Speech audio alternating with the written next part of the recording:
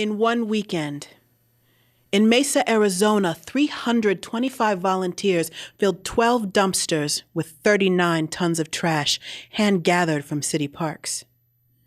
In Trenton, Ohio, 64-year-old Becky Dory collected $2,740 in loose change to support the town's beloved meter maid in her battle against the cancer that invaded her body, but not the spirit of her community.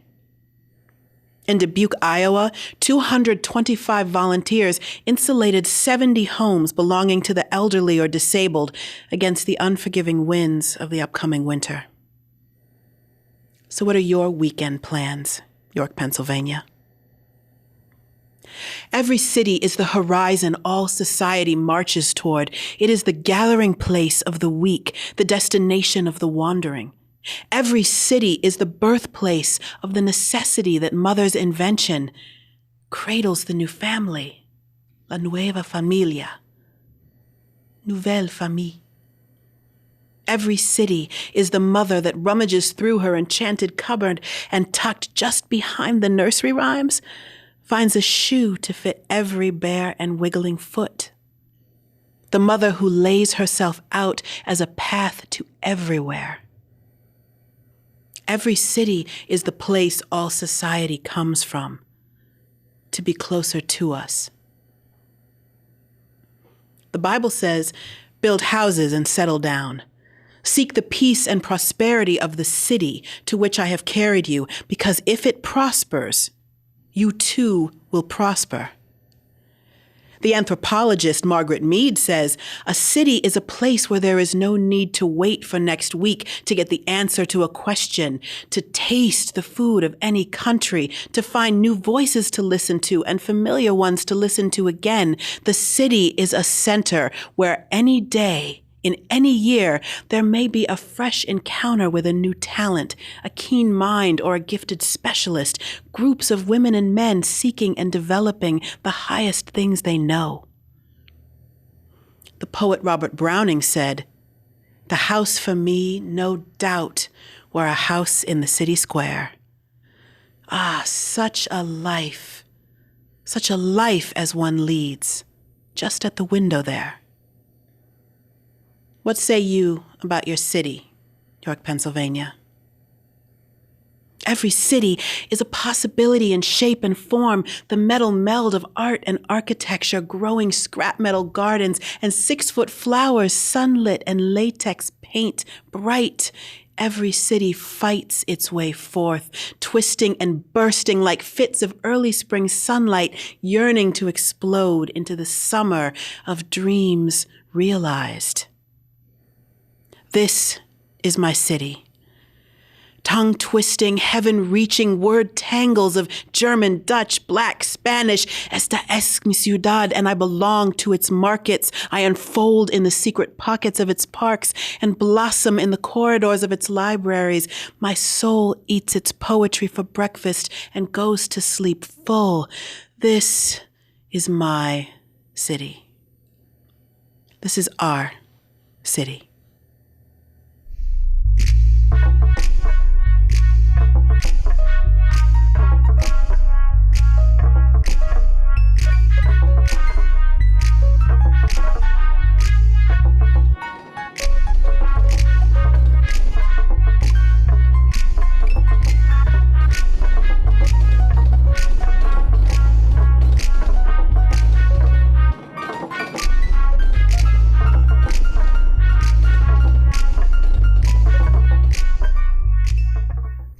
Welcome to another episode of Culture in Maine. We have a great guest, Jasper the Tourist, who's going to be doing some fabulous musical stuff for us. He's also going to be joined by our third and final installment in the New Kids Poetry Showcase series, Tez Ritter, who's going to do some awesome spoken word inspired poetry for us later. We are also going to talk to Brett Greiman, who is one of the most astonishing, color-rich, emotional, symbolism-filled acrylic painters you're going to have the chance to come across. But let's start off with hearing some of Jasper. I'm Jasper the Tourist. This is called Hurricane Season.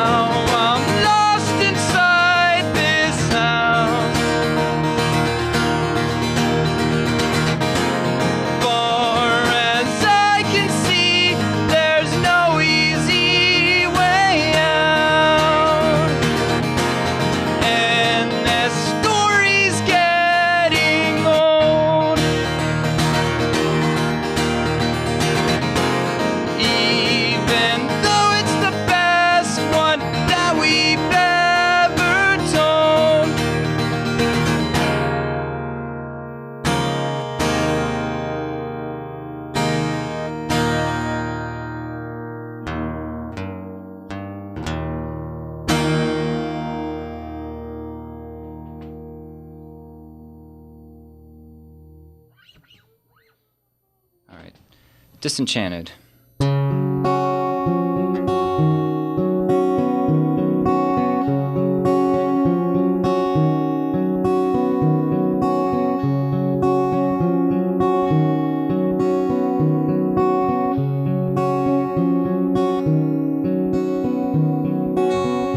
Maybe it's not my time. Maybe it's not my place. Even though I'm trying hard, still feel like a disgrace. Couldn't make it through college, so I moved far away. Now I got all these bills and loans and lots of hell to pay. Maybe I'm just disenchanted by this way of life. Whatever happened to that young romantic who thought he had it right?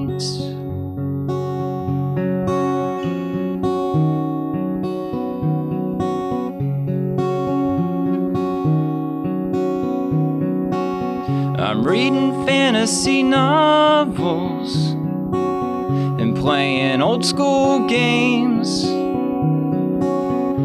to invoke some imagination, connect my heart and my brain.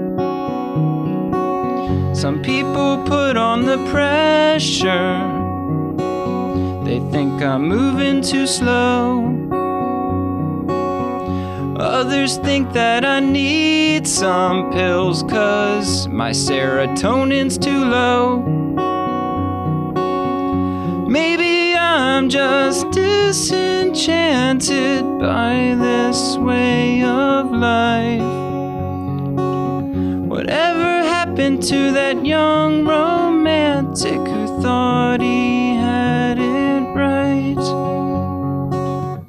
Maybe I'm just disenchanted by this way of life. Whatever happened to that young romantic who thought he had it right?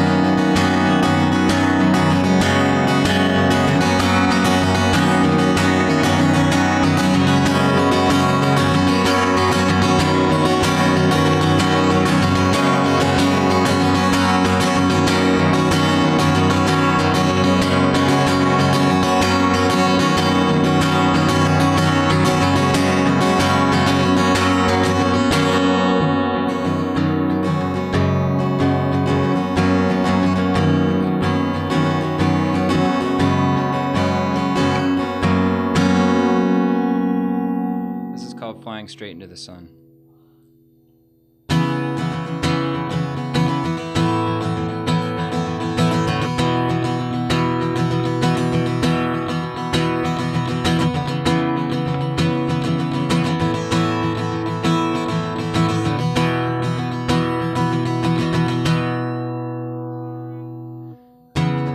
Get your tickets and your bags.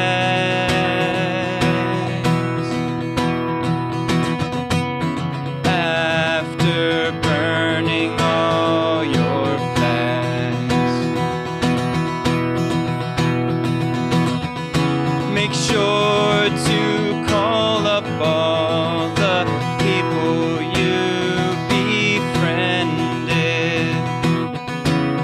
Tell them of your happy ending. You think that nothing can go wrong. You'll find a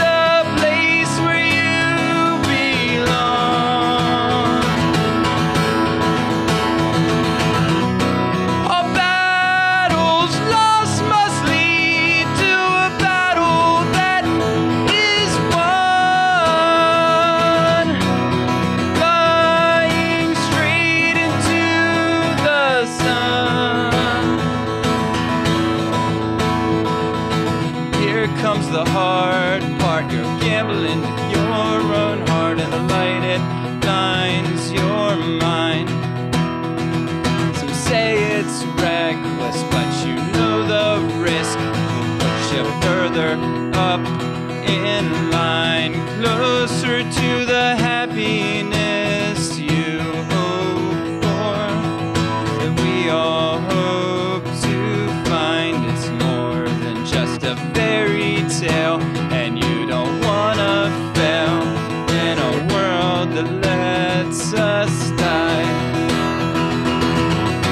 You think that nothing can go wrong.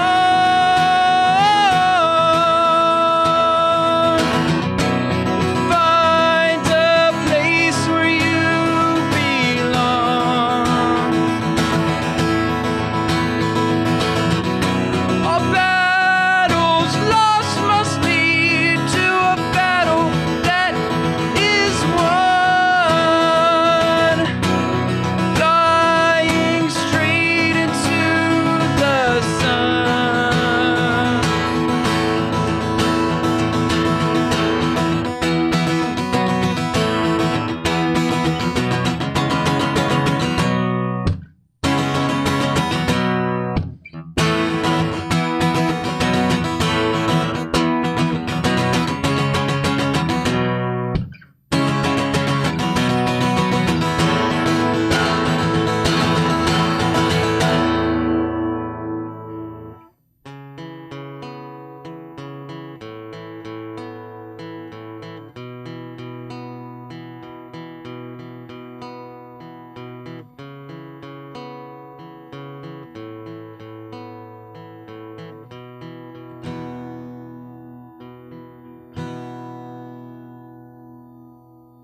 And we're back. All right, so since I already know that your performance just got you like 17,000 new fans, We can only hope. flat out there, where is it that people can hear and find and see you? I primarily use a Bandcamp page. It's jasperthetourist.bandcamp.com. And I have both of my records on there available for download for a reasonable price. Awesome. One's a singles compilation, the other is an album I put out last year. Uh-oh. And I hear open mic rumors that you are spottable at. I show up at First Cap, Bistro 19, you know, all the usual places that the majority of York musicians hit. You can usually find me there pretty much week after week. Nice. So what keeps you coming back and doing this? What inspires you to keep creating your music and making it? Honestly, getting out there and playing with other, or at least even just seeing other people play, seeing my friends play, is enough to help keep me going. I draw a lot of inspiration from this scene here. I think York's got a lot of talent, and I really think it's cool how there's like a community feel to it, and everybody's kind of got their own thing going on, but everybody kind of works together. Right. It's fun. So do you do a lot of, you were our special surprise guest last episode playing with the harmonica player, Parker James Hooker. Do you do a lot of collaborations and working with people? Or is it very personal, your performance for you? I would like to do more collaboration-wise, but usually I'm kind of just there to support everybody because I never actually learned music the right way. I don't know how to read it. I never know what key I'm in, so it's hard for me to jam. It's hard for me to jam, and unless somebody can kind of just hear it and jump on and do something, it's usually just me up there. So now how did you get started with it? It wasn't the lessons, it wasn't the growing up in the musical family. Like, where did this come from then? Well, actually, I did kind of grow up in a musical family. My mother's side, they all are pretty talented musically. My mom and my sister sing and dance. Oh. My grandfather wrote old country songs on his guitar, real simple, three-chord songs, you know, when I was growing up. But I guess I didn't really realize that I had an interest in it until high school. And I had a guitar player friend who convinced me to buy a bass and just try it out. And that's what I did, and I liked it, so I started singing, and just a couple years ago I picked up the guitar and started this thing. And now you write your own music. Mm-hmm. So now where did that, like where do you pull your inspiration? Where does that come from for you? The playing is one thing, but the desire to actually create your own melodies, your own words, tell your own stories, that's a whole other skill set. Yeah, and I guess, I don't know, it's kind of an outlet. I need that outlet. if I don't get that outlet, then I start to go crazy after a while. So I kind of need to like take all these mixed up feelings and observations and, put them out there through song. It's one of the best ways to deal with things. So how would you describe what your style is? Like, what do you want people to hear or come away from when they hear your music? Well, even I struggle with that because out of the 30 or so songs I've written as Jasper the Tourist, there's some inconsistency. And, like if I were to play my whole set the whole way who's through. all over the map. Yeah, it's kind of, Nice. it's just kind of bipolar and the moods change a lot. Part of that is because of like the kind of musical influences I have, but part of that too is just because I, find myself to fall into so many mindsets. And I kind of just, sometimes I try to like take a piece of myself and write the song through someone else's eyes who is kind of having that same experience. Sometimes I like to tell a story, other times it's very personal. Sometimes I like to do things that are kind of funny and, edgy, Right. To get the bar crowds laughing and whatnot, but, So who are some of the inspirations that are so diverse that come across in your music? Musically? Yeah. I actually listen to a lot of stuff that I'm sure most people haven't heard of, but genre-wise, I obviously like folk music. I come from kind of a punk rock background, I guess. I like jazz and blues, and I have an interest in various types of world music as well. Oh, wow. Yeah, but when it comes down to it, I just end up playing like simple folk pop songs, I guess. That's all I have the skill for. From inside. No, I know a lot of people wish that they could actually get themselves across in that way. Yeah. That's kind of amazing. Well, I'm glad you came out and shared it with us. Thanks for letting me. And open mic near you. You're Yeah. going to be all over the place every night a week, huh? Yeah, and I got some shows coming up next month too. Nice. I'm playing at this place in Lancaster called The Seed. It's like a vegetarian diner sort of place, but they very have cool. comedy and shows and stuff. So I got a 2-hour gig set up there, and I'll be advertising for that soon. And then that's on April 19th, I believe. It's a Friday, and the following day I'm opening with a couple other acts for Garehen's Ghost at Newgrounds. Ooh, Downtown. which is an amazing performance space. Yeah. Coffee shop on the outside, giant, massive, fully equipped soundstage, concert venue, rave hall in the back. It's better than a mullet. It's business in the front, party in the back. That's right. Awesome. Well, congratulations on all your gigs. Thank you. I know I'm a massive fan. So Thanks a I lot. will be seeing you at an open mic near you. You know it. All right. Thanks. Peace and light, fam. It's me, Shanice Lady Jacobs, better known as Lady by most. The poet, spoken word artist, mother to the motherless, teacher, spiritual leader, spiritual student. Want to first thank Carla and Son for allowing me this opportunity. I'm really, really excited in my spirit to do this for Culture Remain. I love the show. So thanks you guys for this. This means everything to me.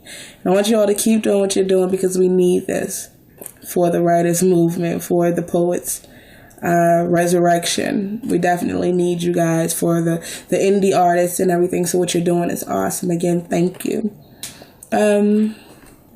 I guess I'll tell you a little bit about myself. I'm 26. I've been writing since I was 12. I did my first open mic venue when I was 16. I did Organic Soul. And it was so addictive. The mic, the stage, the opportunity to say something because I've always had something to say. And I really, really enjoyed myself. So I kept going back.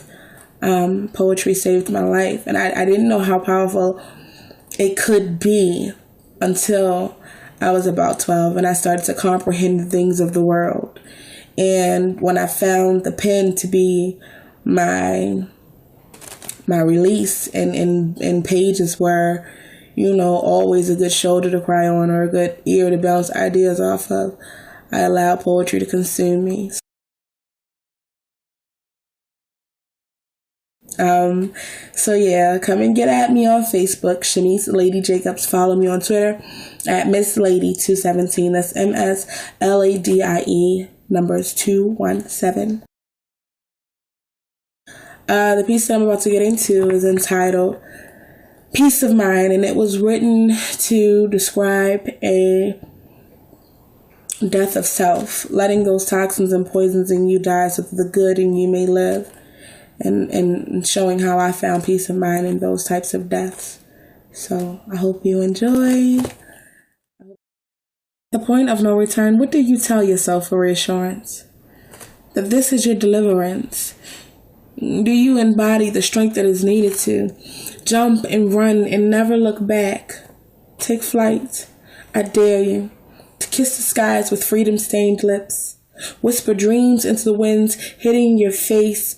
Scream prayers in a crescendo. This is living. Make love to words of affirmation. Create your own destiny. Tell tales of lands that never existed to anyone but you.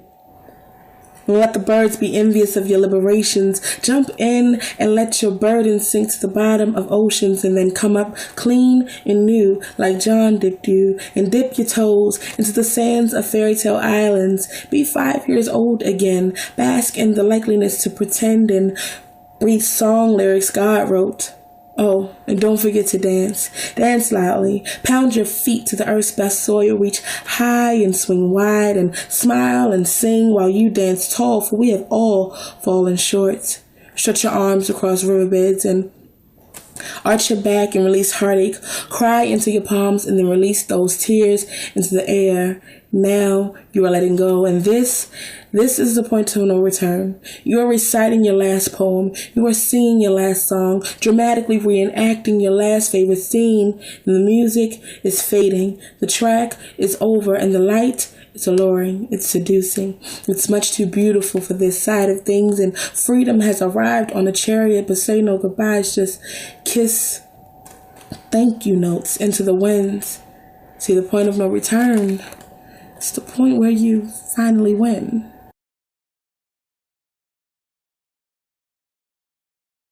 This second piece, Humankind, the Black, I wrote one late night just thinking about how screwed up society is right now and how our people don't and won't, and some are unaware of how to acknowledge the royalty that we are. The Bible says that last shall be first, and I do feel like it speaks to us as the Black community. However, not enough of us know about that royal, that purple violet hue that is in our bloods. We are made to be kings and queens, and I don't think enough of us know. And I think that if enough of us knew our story, our history, our heritage, and took that and stood on that as foundation and stood on that as reason to do better, we'd be in a much better place. This poem will not feature beautiful metaphors or simple similes for smiles. It will not paint beautiful pictures of flowers blooming or suns arising, no moon glowing or lovely summer days in this poem.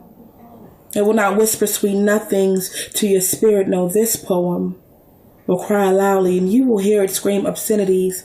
This poem will curse your past lives. It'll make you curse your pastors who told you lies once you realize the stories told in this poem. Cover your eyes, cause this poem will not be pretty.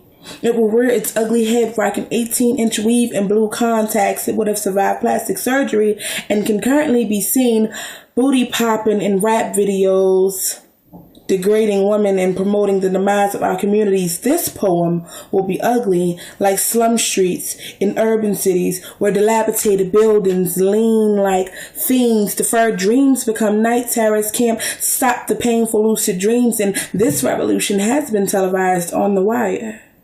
Somebody get on The Wire and demand a recount and some results. Demand justification and clarification and respect for the fight in the first place.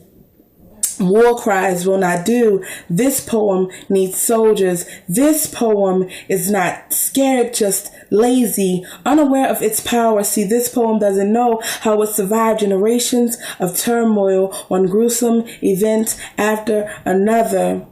This poem has been beaten, but apparently not enough sense has been knocked into the head of this piece is old and young and wise and foolish, easy and hard. It is Adam and Eve, Cain and Abel, David and Goliath, Sodom and Gomorrah, Las Vegas, Africa, New York and New Orleans, no New World Order. This poem has been here since the beginning of time. It is the beginning of time. It has laid with Mother Earth and has impregnated her over and over again without the consent of Father Time, because it's bad like that. See, this poem is the most beautiful, ugliest piece ever written by the potter's calloused hands. We're back with our next guest, the incredibly powerful, beautifully inspirational artist and local cultural hero, Brett Greiman. Brett, your art is some of my favorite that I have gotten to see on the show. You have the color and the fantasy of Maxfield Parrish, but you have the movement of Chagall. You do it all through acrylic. I mean, it inspires me when I look at it. I just get lost in these worlds that you create. How exactly would you categorize your art? It's not fantasy art. It's not necessarily impressionist, but there's this fantasy aspect to it.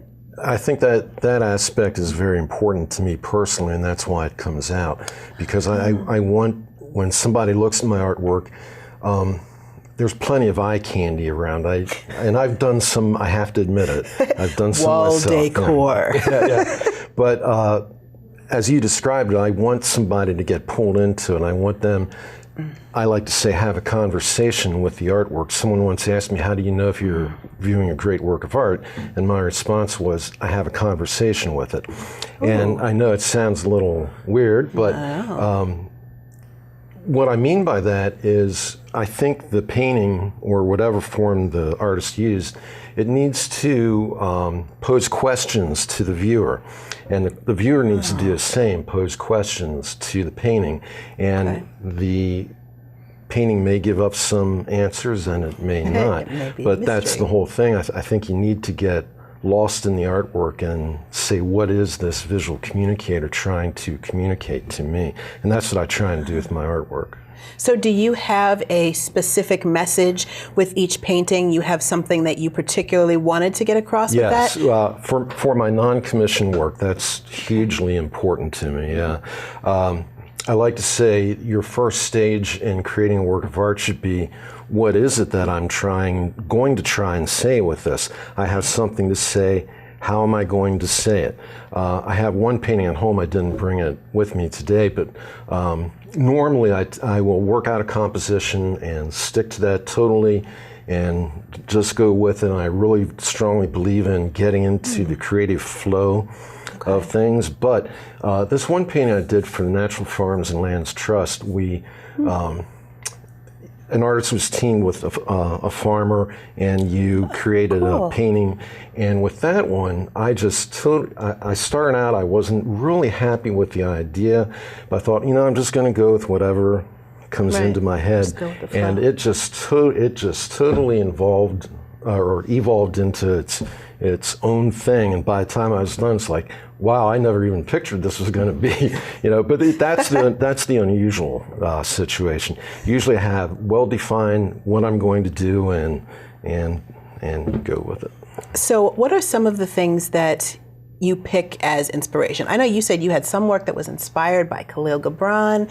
You had all different, really not even artistically related, but spiritual or literary influences that you then communicate through a painting. Right. I think as an artist, you need to essentially be a creative sponge. You go through life and you take in whatever energy is coming to you. I like to say that maybe your best approach to being as creative as you possibly can be is to think of yourself as you just came to this planet today and you've got one day and one day only, and you're going to view everything. You're going to taste, smell, see everything for the first time and for the last time. Now, what are you going to take from that? And I like to take that philosophy into my artwork and say, okay, now here's how I experience something. I'm going to show it to you, the viewer. And so everything is my inspiration, but of course I have inspiration from, other artists of different types, whether they be graphic designers, illustrators, painters. I think it's very important that you be connected to the people who came before you as well as your contemporaries. So, Absolutely. you have to go to the museums, go to art clubs, go to York Art Association, take it all in and see what it says to you. Wow. Now, you do a lot of work for the city. You've got murals and commissioned pieces and, very public, civically oriented displays out there. How did you end up getting into that when you have such a personal relationship with the spiritual aspect of your individual pieces? Well, you have to kind of make a separation as to what is it that I want to do. In other words, a non-commissioned piece versus a commissioned piece. When you're working on a commissioned piece, you have to go with what does the client want, but at the same time, well, if they're coming to me, they expect there to be a unique interpretation. Right. So like the poster that I created for York Fest. Actually, I created the first 3 years of York Fest, 99, 2000, 2001. But the one I brought to show today, it has the hippies stepping over the Codorus Creek. Yes. And I wanted to show a good sense of energy that was coming from the jazz festival that was going on, from the artwork. And I did put a little bit of a touch of my own childhood experience in that. If you look closely at it, you'll see big goldfish swimming around in the Codorus. And when we were kids, we would go down to the Codorus, we'd see goldfish, like about a foot long. So you are a local, homegrown guy. What made you, with the artwork that you can create, of all the different creative communities, what made you decide to stay here in York and do your art here? When I was in art school, I had all kinds of ideas. I'm going to go and live in the Bahamas. I'm going to go to Australia. Of course, naturally. And then I met my beautiful wife, Nina, and everything changed. But what was great, is I then got into the pre-press industry, and that gave me some opportunities. But the big thing that made things happen for me occurred in 1989.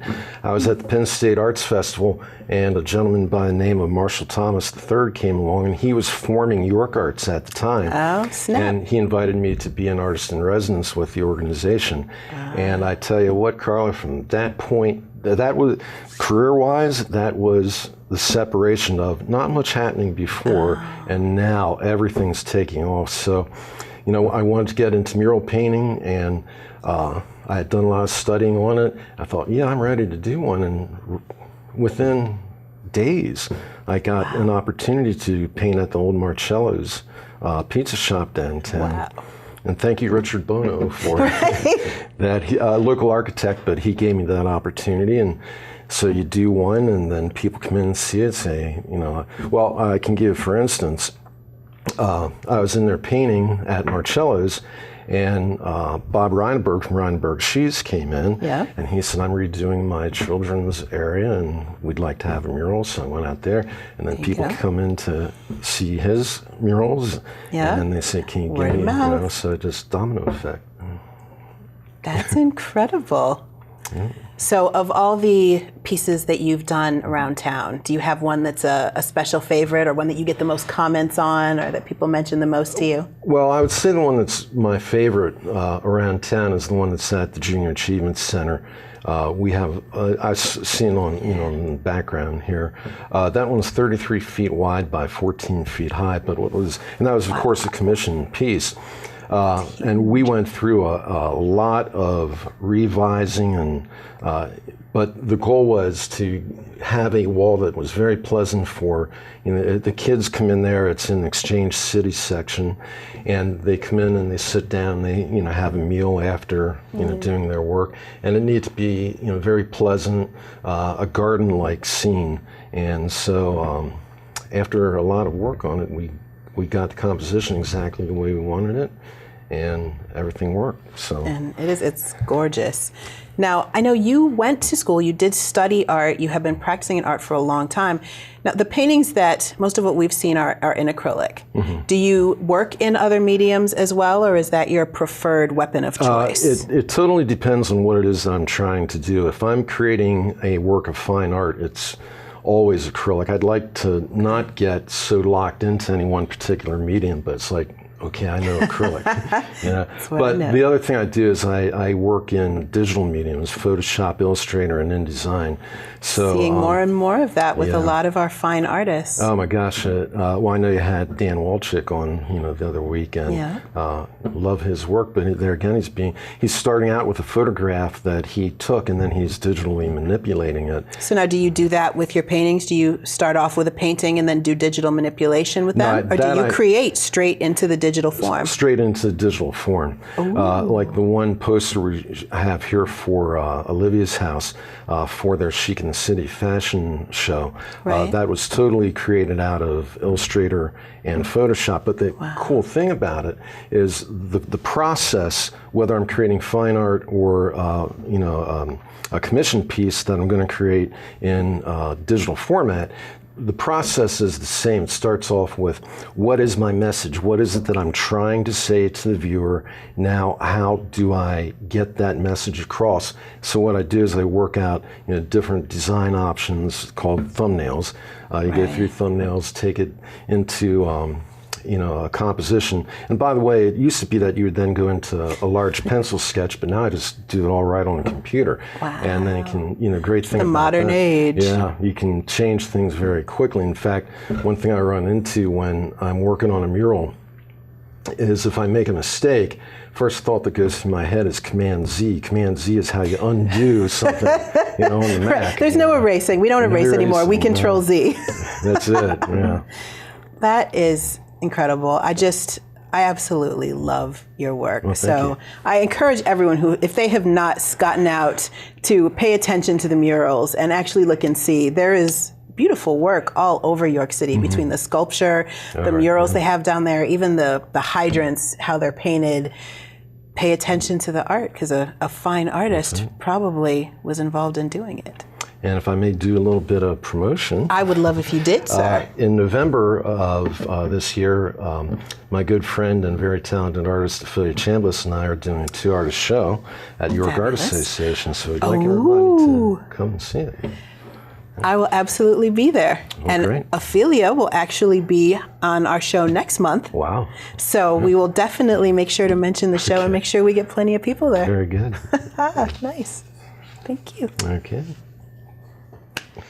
Our next guest is our third and final installment from the Parliament New Kids in Town series. Young writers who have incredibly strong voices, who are just getting out there onto the open mic scene and sharing their work, but who have personal stories that are absolutely inspirational, and who have a fearlessness and an indisputable talent that's inspiration to the most accomplished writers, performers among us. So please check out the incredible work of Tez Ritter. My disability is invisible. Unlike others who flaunt theirs in the air, who row races, hands pushing fast as they're seated in their chair, my disability isn't very well known. I do not own it as those who walk with their puzzle piece shirts hoping to find the perfect fit. My disability I don't talk about. No sitting in a circle, confessing myself, telling of how society looks down upon me. My disability doesn't exist. It's true, I don't have one. Or maybe I do. Maybe my disability is that I don't have the strength of those with disabilities. I like that.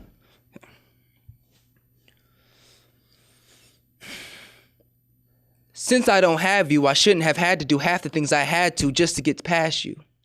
It's as if I couldn't grasp you, an equation too complex for a predator of the apex. And to the gazelle I fell and began my trip through hell, hoping for the perfect swell to carry me to shore as I begged to know no more of this drowning. Scowling as what was once my rose begins its browning. Though I know our season is at its end and another is just around the bend, so can we take the time to mend what's broken? Or are you out of rides and me out of tokens? I hope you don't think that I'm joking. My heart's broken.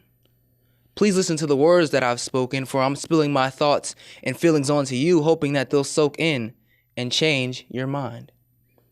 As the days pass, I feel I'm out of time to make you mine, and the motions that I once flowed through smoothly have filled with rust, making it hard for me to want to earn your trust, but I must keep pushing.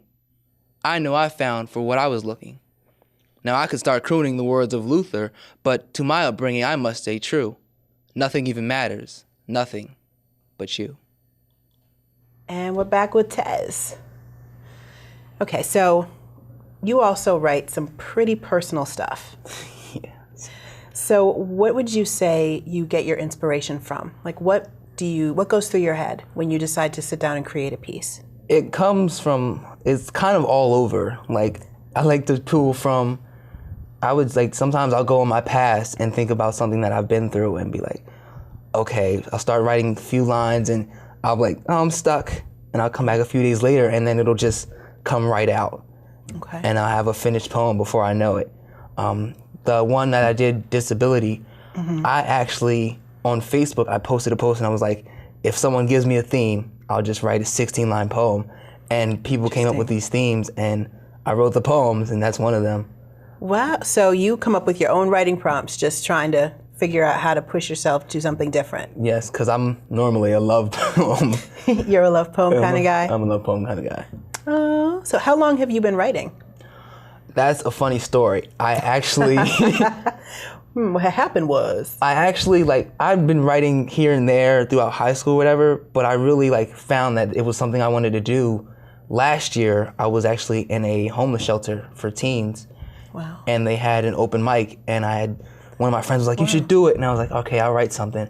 And I wrote Nothing But You, and it pretty much just flew off from there. Wow. And so when you were in this environment that's not necessarily where we think of, great culture arising from, how did people respond to you? They really gave me a welcome. They were welcoming it, because it was like, when you see and you talk to homeless kids, you don't expect them to be like, I'm down and out, I don't know what I'm doing. But they were like, well, here's this guy who's just he's down and out, but he's making something. He's doing his poetry, and his words are powerful. At least that's what they were telling me. They are, definitely. So what do you see as coming next for you? Where do you want to go with all this? I kind of want to get together with some other poets and maybe put together something to put a book out. I want to do a book of poetry.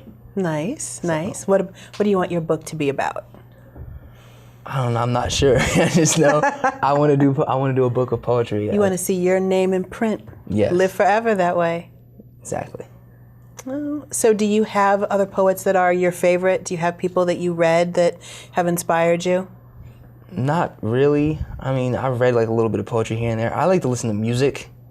And when I listen to musicians, I sort of draw whatever I'm writing from there. What kind of music do you tend to listen to that makes the good pieces come out? A lot of emo music. A lot of emo music. One band I can name is The Spill Canvas. I listen to them when I'm writing, and that's usually what pushes the words right out of me. Wow. That's incredible. Yes. Okay. Well, I'm glad that you came on. Thank you for having me. And thank you for performing and for sharing yourself. I mean, do you feel like people come up to you and say that they're inspired by what you do? A lot of people, they're like, oh, it was great, keep doing your thing. And there's been people who I've performed for and they're like, well, I would have never thought I would do my poetry, but now that I've heard you, I think I might go out and see what happens. Well, I hope you inspire a whole nother generation underneath you to have the courage that you have. Yes, I hope so. Give me some. You're so cool. You are just too cool. I'm so glad you came on and that you do what you do. I will continue to do it. Yes, exactly. Our video of the week this week is part of a sensation that is absolutely sweeping the internet. It's called the Harlem Shake craze. And if you haven't seen any of these Harlem Shake videos, just go to YouTube, look up Harlem Shake, and you'll get some of the craziest, silliest videos all centered around this song.